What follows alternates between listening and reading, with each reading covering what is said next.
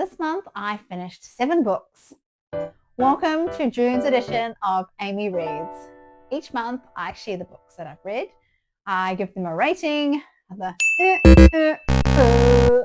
I share a little bit about what I enjoyed about them, what the story was about, and whether I recommend that you read them too. The first book that I finished this month was a book called 8 Down by Kimberly Woodhouse. It's a Christian suspense that was on the Christy Award winners 2024. This book I gave 3 stars. I'm not sure whether I didn't enjoy it because I listened to the audio version and I wasn't a huge fan of the reader, the narrator. What do you call the person that reads the book? Anyway, it's number 2 in the series.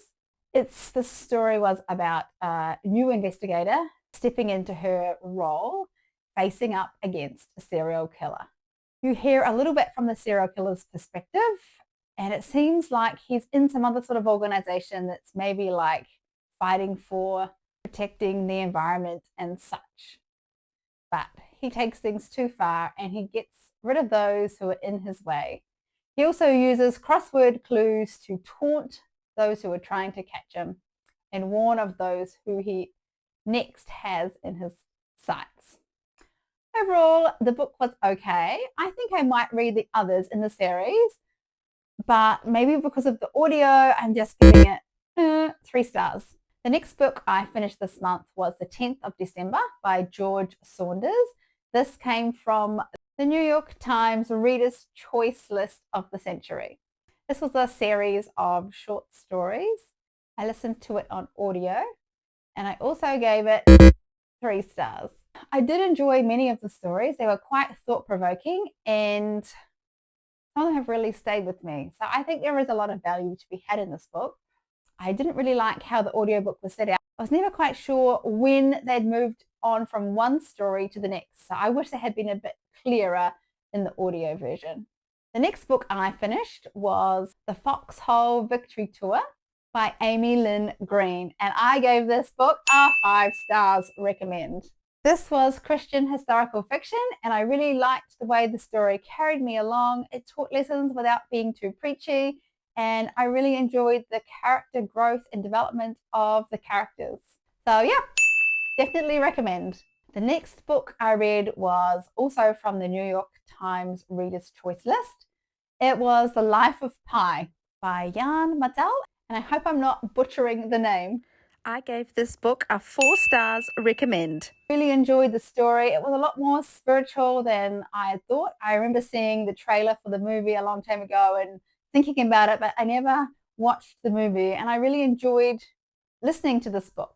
What I really enjoyed was his journey into faith and many different faiths and how true-hearted he was in his exploration.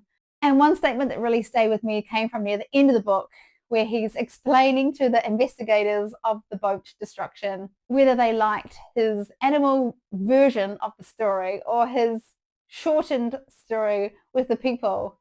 And they, of course, chose the animal version. And he said, so it is with God. And sometimes that really just struck me that it is, sometimes we think of the very short, concise things when in fact maybe God is telling a much wider story than just all the facts. So yeah, recommend. The next book I finished was We Three Kings, came from the Christy Award winners from 2024. Christmas Story by 3 different authors. Now, I have a feeling that I might have enjoyed this book more had I read it rather than listened to it, because again, the audio let it down for me. I gave it 3 stars. It followed 3 stories that were loosely connected through a family line of a German family, which I think shortened to Wiseman, and of course, a take on that on being wise men. And yeah, some of the stories were really quite sweet and beautiful, but the audio let it down for me.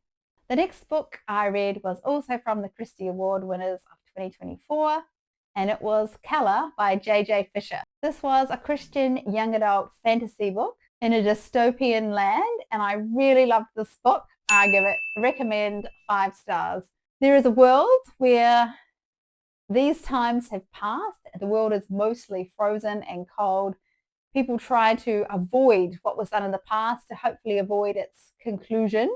Many people in its culture are called alters, and they have special skills like making people feel a certain way, reading or changing people's memories and minds, being able to tell whether someone is telling the truth or a lie, or can heal in special and different ways.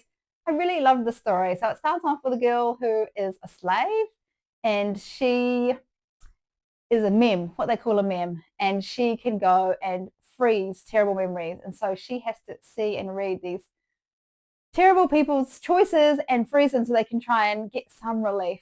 It weaves its way through that she gets kind of slightly kidnapped, or she chooses to leave with this man, and seeks a different path and a world which she hadn't seen. And it really kept me on the edge of my seat. I really enjoyed the story. I don't want to give too much away, but it's a book, I think, of 3 or 4 in the series. I'm currently reading the next one, number 2, but I've only finished this one in June, and 100% recommend. The last book that I read in June was Girl, Woman, Other by Bernardine Evaristo, and I'm sorry if I'm butchering that name. Now, this came from the New York Times Reader's Choice list, and I really did find the story intriguing, and I'd say its category is fiction and feminism. It's contemporary. I really enjoyed this book. I loved the different perspectives that were quite different to my own. So although I'm not sure whether I can recommend this book for some of its themes, I really did get a lot of value from thinking about how other people might experience. I really did get some value in looking at the world maybe through some other eyes. And although there was maybe some things that challenged me and didn't line up with what I believe, I did enjoy the story and get value from it. So I'm not sure whether to, I guess I can't really recommend it, but these are the type of books that I really struggle to give a rating on. And so I tend to give them no stars at all, and I just mark it as read. That's what I read this June and how I rated it. Let me know what you read this month and how you would rate it.